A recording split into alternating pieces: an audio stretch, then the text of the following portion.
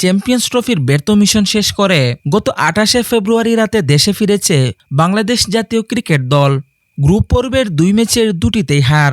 সবশেষ ম্যাচ বৃষ্টিতে ভেসে যাওয়ায় মিলেছে 1 পয়েন্ট।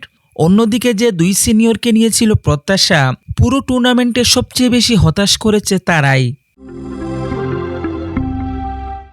চ্যাম্পিয়ন্স ট্রফিতে মাহমুদুল্লাহ রিয়াদ ম্যাচ খেলেছেন মাত্র একটি, তবে ব্যাট হাতে হয়েছেন ব্যর্থ।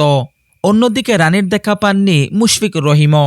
আর তাতেই জাতীয় দলে এই 2 ক্রিকেটারের শেষ দেখে ফেলেছেন অনেকেই। 3 মার্চ বিসিবির 18তম বোর্ড সভা অনুষ্ঠিত হয়েছে। সেই মিটিংয়ে মুশফিকুর রহিম ও মাহমুদুল্লাহর বিষয় নিয়েও আলোচনা হয়েছে। তবে এই 2 ক্রিকেটারকে নিয়ে বিসিবির ভবিষ্যৎ ভাবনা আসলে কি, তা নিয়ে খুলাসা করে কিছু বলেননি নাজমুল আবেদিন ফাহিম। তাদেরকে নিয়ে ফাহিম বলেন, খুব কঠিন প্রশ্ন। আমার মনে হয় তাদের প্রমাণ করতে হবে। তাদের বয়সের দিক থেকে বলি, তাদের ফিটনেসের দিক থেকে বলি, তাদের পারফরমেন্সের দিক থেকে বলি, এটা আমার কল না, এটা নির্বাচকদের কল।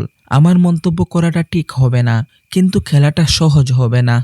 বলতে গেলে ক্যারিয়ারের একেবারে শেষ প্রান্তে দাঁড়িয়ে আছেন মুশফিকুর রহিম ও মাহমুদুল্লাহ রিয়াদ। তবে তারা দুজন কেন্দ্রীয় চুক্তিতে থাকবেন কিনা এমন প্রশ্নের জবাবে ফাহিম বলেন, আমি এই মুহূর্তে এটা নিয়ে কথা বলতে পারছি না।